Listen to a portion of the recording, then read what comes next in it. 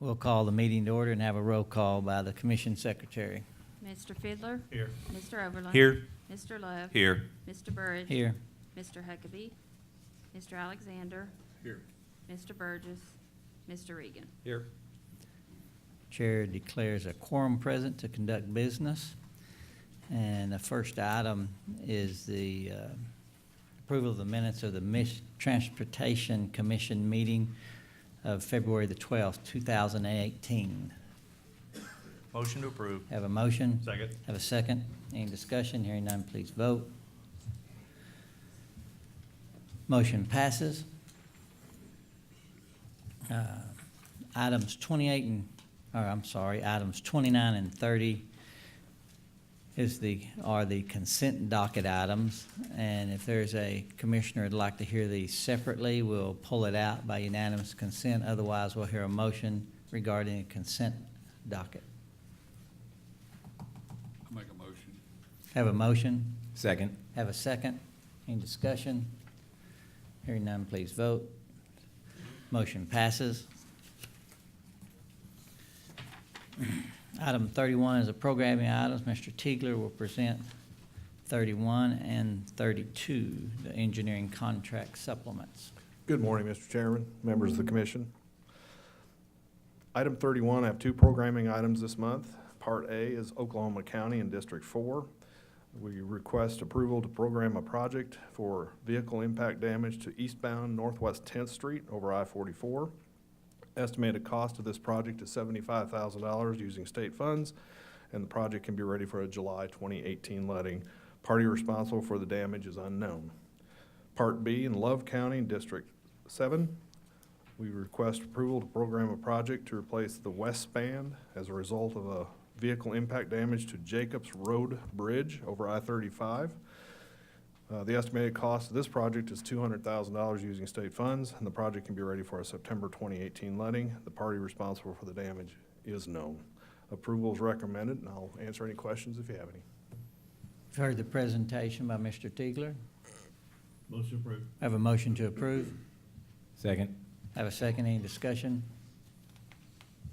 Hearing none, please vote. Motion passes. Item 32, you can continue. Okay. I have three parts this month, engineering contract supplements. Part A is our statewide all districts on-demand engineering services. This is with Poe and Associates for an additional $250,000. Part B is the statewide all districts. This is our on-demand traffic engineering contracts with Lee Engineering and Traffic Engineering Consultants. The total aggregate increase for these supplements is $500,000. And finally, Part C in Payne County and District 4. We've previously authorized Tetra Tech to do the engineering and final design plans for State Highway 51. This is for $60,018. Both of these projects are in the 8-year construction work plan for 2023, and approval is recommended, and I'll answer any questions if you have any. Thank you, sir. You've heard the presentation of item 32. Motion to approve. I have a motion to approve item 32, the engineering contract supplements. Second. I have a second. Any discussion? Hearing none, please vote. Motion passes. We'll move to item 33. Thank you, Mr. Tiegler. Ms. Helms will present the lettings. Good morning, Mr. Chairman and members of the commission. Agenda item 33 is for the final May, tentative July, and tentative June, tentative July 2018 bid openings. And the department requests and recommends approval of this item. Heard the presentation. What's the pleasure of the commission? So moved. Have a motion. Second. Have a second. Any discussion? Hearing none, please vote. Item 33 passes. Item 34, please continue. Agenda item 34 is for the FY 2018 budget revision. This revision is to reduce the agency's budget in the amount of $977,808 to accommodate the reduction to the State Transportation Fund as a result of House Bill Special Session 1020. And the department requests and recommends approval of this item. You've heard the budget revision request that's necessary. Like to make a motion to approve? Have a motion to approve the budget Second. reduction request, and we have a second. Any discussion? Commissioner Love? So where does that put us in terms of kind of on a rolling basis? That's another $1 million reduction. Where does that leave us kind of for, I guess, I'm not sure. The way we're looking at it is for 2018, or I guess we're talking about 2018. Yes, Yeah. sir. On the state side of the house, of the funding pots, we have absorbed a $100 million reduction for the income tax. And this is on top of that. And in addition to that is the reductions to the state transportation fund of the amount of $52 million. So this increases that approximately $53 million. We were reduced to 155, and now we're being further reduced to 154. Okay. And the absorption will be in the administrative side of the house, not project related. What does that mean? That means on the that's operations, salaries, any kind of internal agency costs would absorb that reduction. How much in that? $977,808. How do you eliminate 977,000 worth of, because we're not talking about head count? or are we? Correct. It's just regular operations. Like trucks and. No, it wouldn't be equipment. It would be just normal operations. There's several ways to do it. Miscellaneous and expenses. It could involve headcount. It could be not replacing FTEs. We have a natural rate where we Yeah. have people leaving the building, Yeah. retiring or seeking further employment elsewhere. There's a natural rate of reduction on a normal occurrence. In It- fact, you'll see that This every year in a reduction will carryover. include headcount. In fact, it's probably where the majority of it will come from, I would guess. 977,000? That's kind of hard to believe. If I might, Mr. Chairman, Commissioner Love, Shelley is talking about, she said administration, and she's referring to not only what we think of as administration, but also our operations. So that would be Darren's side of the house. It's got maintenance, it's got design, we're talking about, and our normal administrative costs. One of the things that we're experiencing, and I talked a little bit about this last month, was the fact that our turnover rate is high at the moment, and we need to do something about that. But we're running with about 200 vacancies right now. So we're not going to take, there's not any one area of this agency that's going to absorb the 977,000 that Shelley's referring to. We're going to spread it out and pick it up wherever we can. Her point is that we're not going to affect any of the ongoing lettings or projects that you're going to see in the upcoming months. We've been able to do that this time. In the past, as you approved the 8-year plan last October, you'll remember that because of the $154 million that we'd absorbed during the regular session, we had to make an impact to our 8-year plan. This one will not impact the 8-year plan. Okay. Thank you, Shelley. I do have one more question. When Yes, you sir. were talking about the cuts that we've taken, when we took the bond out, and I assume now we're making payments, does that count the bond payments in there too? Are you asking if it's going to affect the bond payments? Yeah, when do we start? It's We've- not gonna affect us making a bond payment, no. Not at all. Well, I know that, but I mean, the bond payment now too is also part of a reduction basically we took because we gave all that money Oh, away. in exchange, 2 years ago? Yeah. That So was So in that's been place basically another cut that we've had, isn't it? in 2 years prior. That's correct. But we're still having to make that payment. Oh, yes. Yeah, the number's much bigger than the one she just gave. It's, I don't know, 840 million is what the cut's been the last several years to the Department of Transportation to solve the budget problem for the state of Oklahoma. Thank you. We got to vote. Motion passes. Great questions. Thank you, Mr. Love, Mr. Alexander. Thank you, Ms. Helms. The change orders that are great are the less than 75,000 are next. Mr. Leonard's here to answer any questions you might have for those. If you have no questions for the change orders under 75,000, we covered them in our committee meeting this morning, both the less than and the greater than. He'd be happy to answer any questions you might have on the less than. If I hear none from the commission, we'll ask him to continue with item 36. Are there any questions on less than? Doesn't appear you have any questions on less than. You can present the greater than.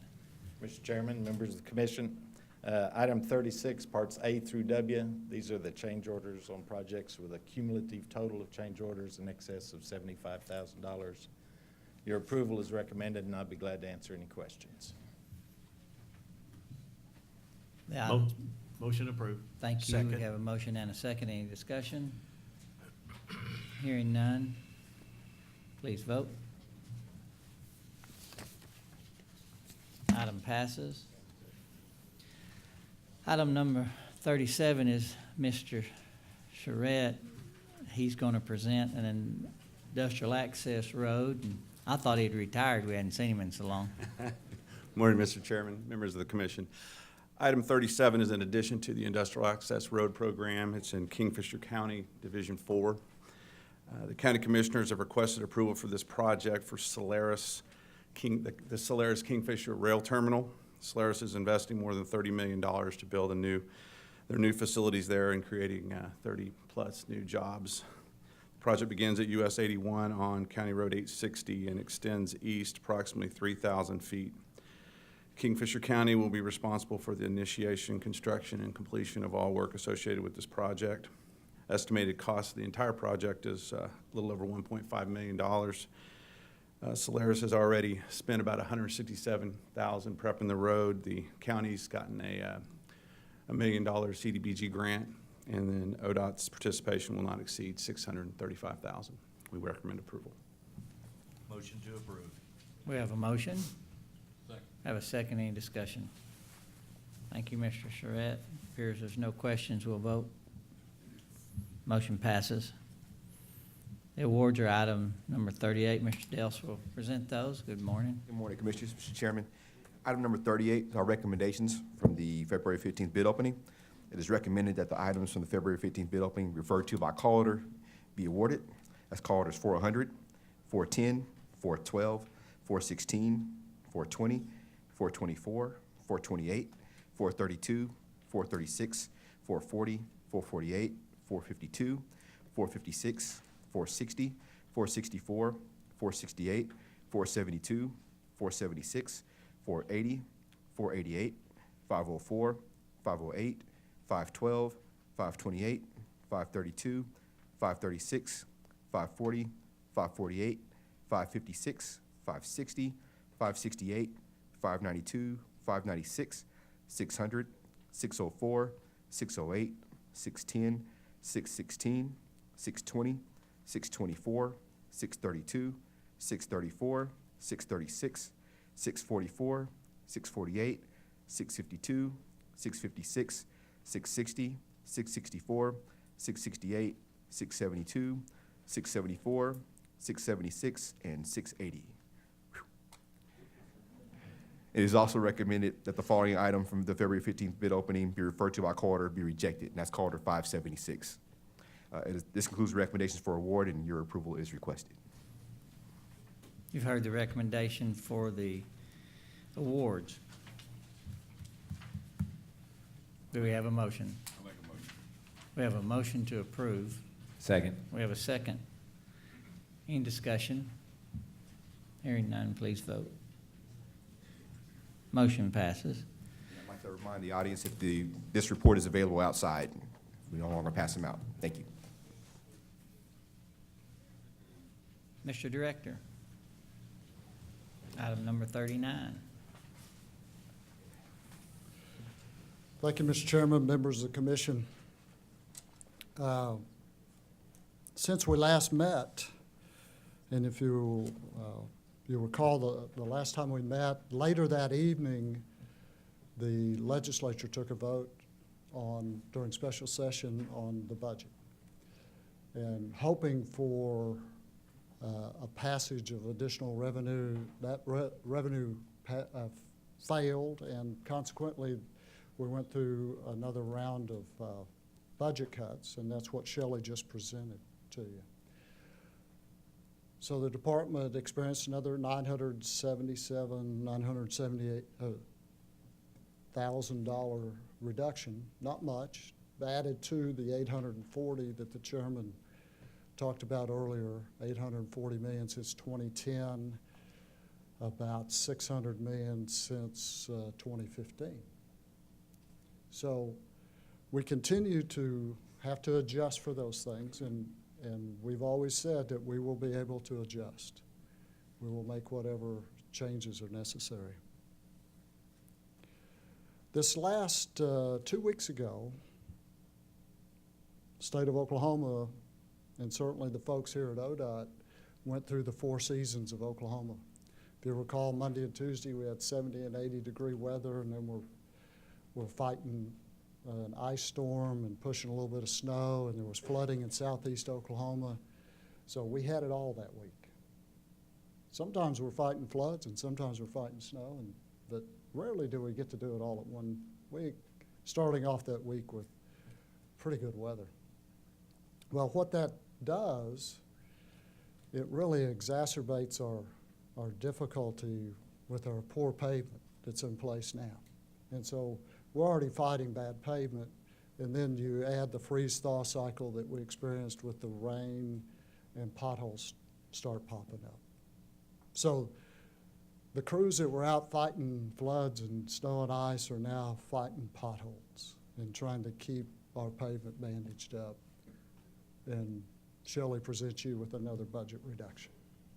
So it's one of those things, we're really pleased that we've been a part of a period of time when we've been receiving additional money, and we've made great strides with our bridge program. You know, we're getting close to be one of the tops in the country. And we're going to make that by 2020, as we told you we would, but you know, apparently the fight is not over. We have a lot of work to do still, and so we're going to have to continue that.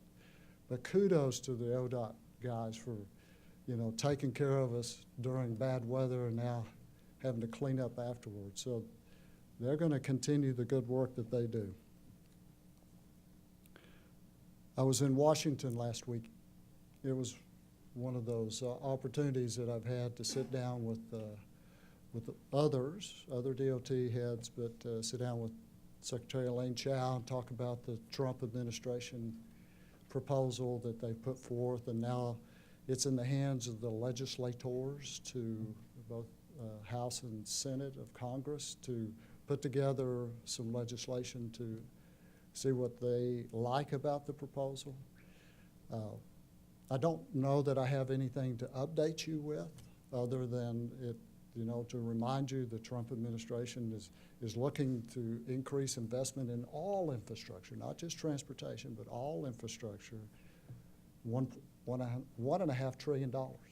And to do that, they're going to have additional revenues from cities, counties, state, federal, private sector funding. So they are trying to collect all of this and make some things happen. And I wish us all well in this endeavor. I don't know how this is going to eventually play out. There continues to be an underlying discussion about increasing fuel tax for transportation, so we'll see where that goes. But I'll keep you apprised of anything that I learn in that area, because it will affect some of the conversation, certainly, that we're having as we begin to develop our 8-year plan. What will it look like next time we come before you with the 8-year plan?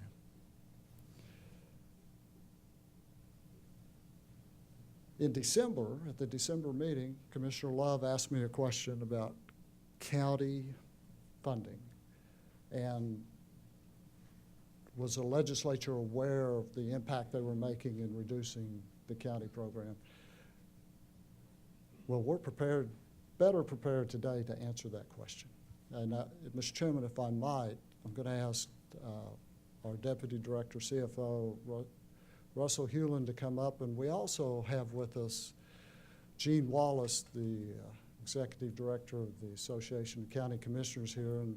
And I know Gene wants to say a couple of words, but we want to answer your questions and really dig into this a little bit, because it is this commission that has the authority and responsibility over that program as much as you do the highway program, and you really need to know more about that. So, Mr. Chairman, if I might have Russell come up.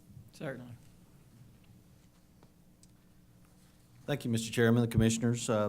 I've left a two-page sheet, informational sheet on the CIRB fund for your viewing, and wanted to go over that. As the Director said, we wanted to provide more detailed information on that program in general and how, I'm sorry? The sheet you prepared, where are we going to view it at? It's in front of you on your desk. I'm sorry. Y'all have got one?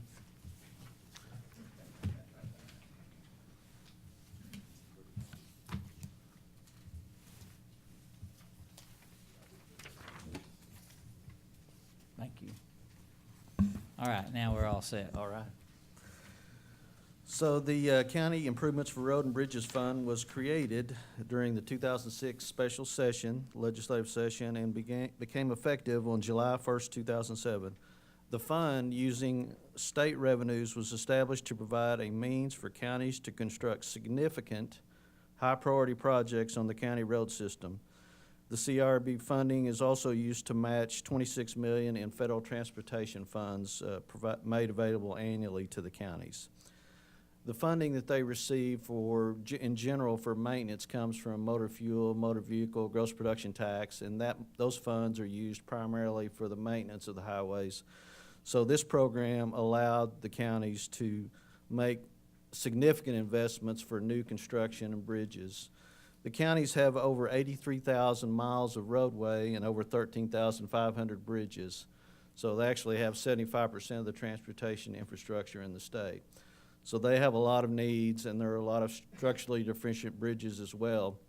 The director's mentioned many times that the department on the state system has gotten additional funding, and that progress is going very well. The counties have approximately 20% of their bridges currently are structurally deficient, so they have a long ways to go. This program is important for those efforts for sure.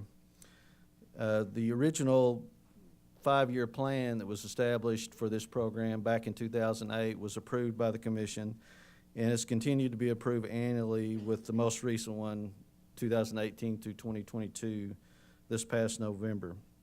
Projects in the plan are selected by the county commissioners in coordination with their circuit engineering districts, so it starts at the county level.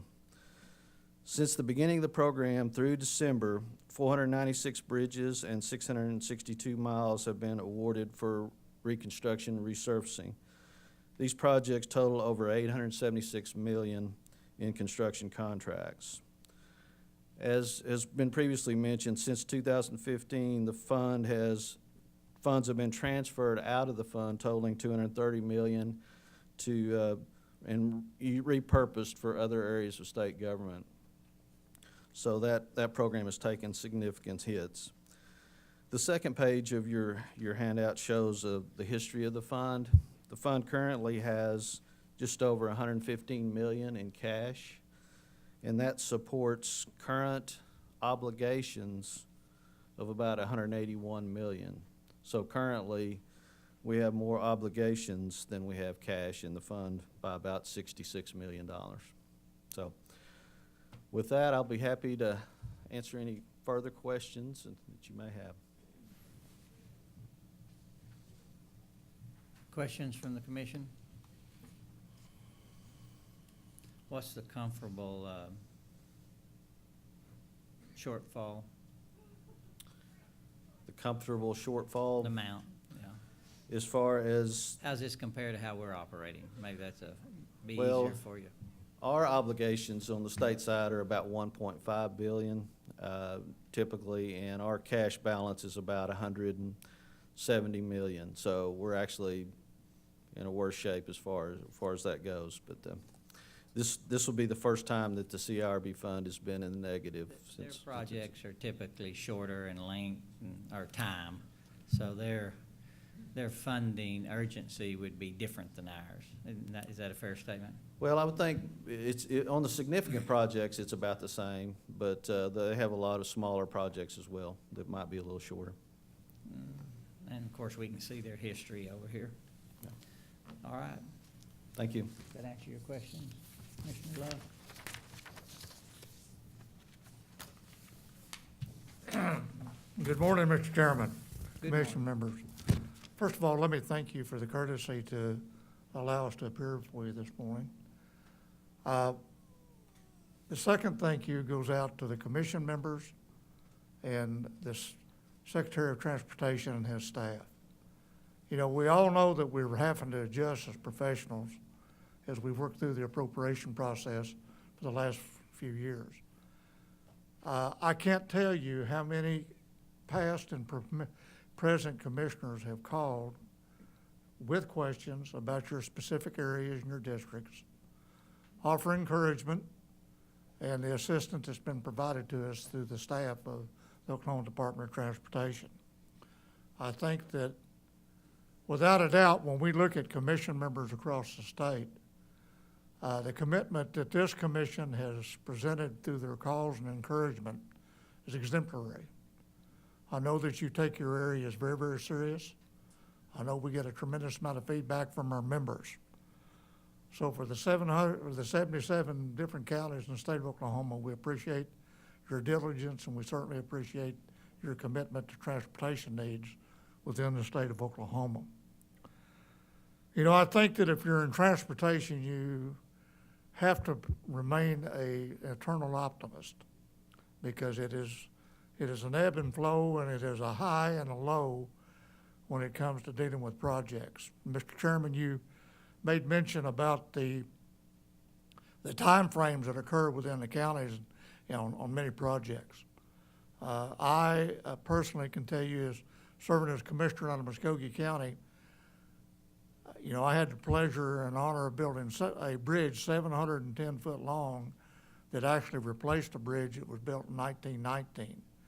It took almost 8 years from the time that we actually programmed that bridge until it got to fruition.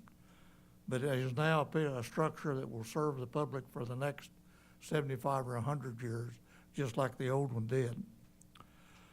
You know, I think that when we look at what the Department of Transportation and the counties have looked at over the last few years, we have actually seen well over $1 billion that has been taken out of infrastructural planning. Now, as professionals, we all have to adjust to that. But we can't ignore the fact that we still, in the state of Oklahoma, rank number 3 in the nation on deficient bridges. And unfortunately, 85% of that for us is on the county highway system. So we've got a tremendous amount of work to do. You as a commission members and we as professionals, I think we have to continue to beat the drum and sell the prospect that of all the dollars that are spent in the state of Oklahoma, and I know that everybody's looking for fraud, waste, and abuse, but when you have plans that are recertified by several different levels of government, in your case, 8-year plans, in our case, 5 and 8-year plans, you know, we're one of the few efforts in the state of Oklahoma that stand up and say that we actually have plans that we spend those dollars for, which I know that you're very, very aware of. So I think that, you know, when we look at the trends for the state of Oklahoma, and I think all of us have tried to do that, you know, the census first counts that we're looking at out there is very encouraging. We get now ranked 25th in the nation in growth and in-migration of new residents within the state of Oklahoma. You know, we're now looking at almost having 4 million residential populations in the state of Oklahoma that should have a positive effect on the revenue that comes into our state. We're looking at reapportionment in 2020, which I think gives us great hope that we may gain another congressional seat as far as representation on a national level. So I think you need to be optimistic, and I think we all need to understand that we do adjust. I've never thought about being in bankrupt position until Chairman Burridge pointed it just out. But we will recover, and we will continue to build, and we will certainly work hand in hand with ODOT. I think that's one of the privileges that we have as far as being engaged in transportation in our state. I'd like to take one moment of personal privilege, and that is, and the friend that I've got several friends here from Muskogee County today, and they have a very legitimate concern about the economic impact that may occur on their community.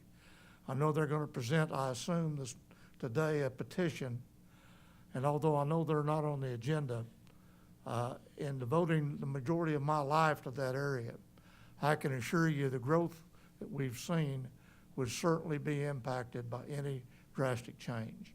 And it's my hope, and I think that there are some provisions where mitigation might occur within that community. So with that, again, we're extremely grateful to have the opportunity to address you today, and I stand and await any questions that you may have. Thank you.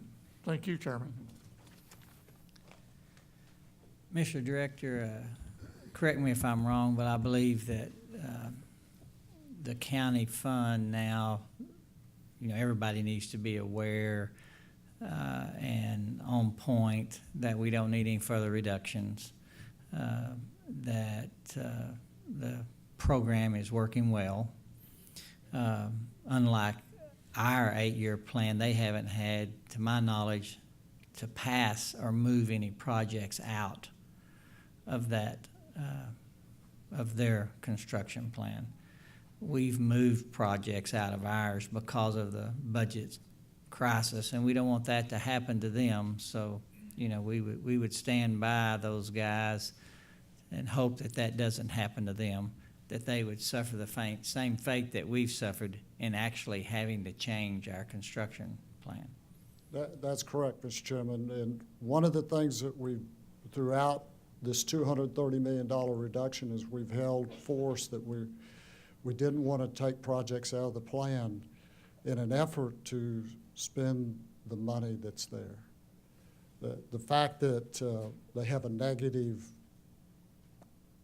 balance situation, that works well with the way that we operate here at the department, because we're betting on the come, and we know we have federal funds coming in, so It's the it's nature managing of cash how flow. it works. It's managing cash flow. But the distinction is we've had to take projects out. We have had to. And we I don't want that to happen to I them. still am receiving calls, because, one of the projects we took out was a significant project in Medill. And, that community waited many years, and I'm glad that the county projects have not suffered the same fate. But we can tell you, Gene, that it's not fun. And I'm glad that all their projects have been funded.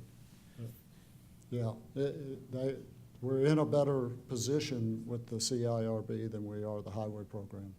And to your point, as we talk to the legislature this year, any additional reductions from year to year is going to force us to slide projects again. And we've been doing that for several years. It's just unfortunate this year that some of those projects slid out of the 8-year plan. Well, we do have some people that aren't here every time, but everybody needs to remember, we can be whatever the legislature wants us to be. I just hope we don't go back to what we were. And, when you talk about reducing funding on the administration side, we've got some good people here, but when we're afraid to hire them or they're afraid to stay here, that affects the quality of our work. And, that's kind of where we are now. Some of you guys that have been here a long time started out in an inadequately funded department, and, we got in better shape. And I know the legislature will work hard to try to keep us there. But the progress in Oklahoma doesn't continue when you quit fixing your roads or building the ones that you need. Do you have anything further? Oh, absolutely. Great. Absolutely. I have two other items. One, just wanted to update you as a commission, this last weekend, and I appreciate the patience of the folks regionally here in Oklahoma City, because we closed down I-235 again and got it back open by 6 o'clock this morning. We talked about doing it again this coming weekend, but latest news says we may have to push that.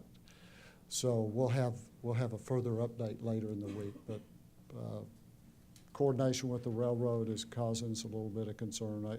I'm not sure what it is that they yet need to do, but we may have to delay that. So You might let everybody know that we're using the bridges, that we're using bridges. the railroad bridges. Oh, yes.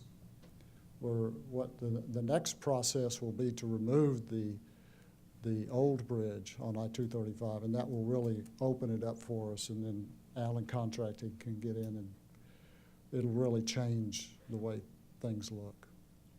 A lot of people that don't come up here all the time may not know that those bridges that were put in place so skillfully the other day are now being used by the railroad. Yes, And sir. we're off the old bridges. That's what I was alluding to. Oh, I'm sorry. Yes. Yeah. Rather quickly. They did a great job. They did, and now it's still an amazing engineering feat. Again, I had some people in Washington this last week that were talking about what we did. So that's always gratifying when you know that your team is doing well. The last thing, April, Safety Month, ODOT, Work Zone Safety. Is Russell Perkins standing around here somewhere? You see that orange T-shirt he's got on? We'll have some of those for you, commissioners. But I know that you have your own special orange tie that you like to wear that day, or perhaps something else, an orange suit that you'll want to wear next to commemorate Work Zone Safety Awareness Month. You're walking on thin ice. I know, sir. I know. I'm delicately treading this, I know. But, so that will be the order of the day. Wear something orange next month to help us with our work zone safety. Thank you. Thank you for that report.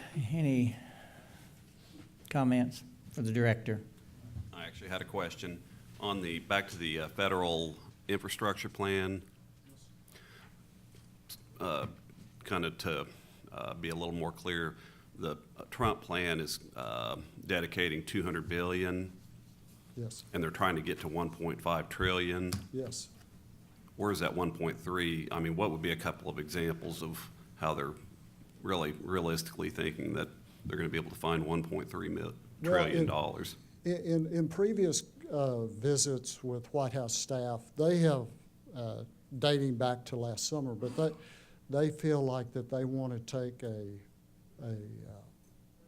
subordinate role in transportation funding.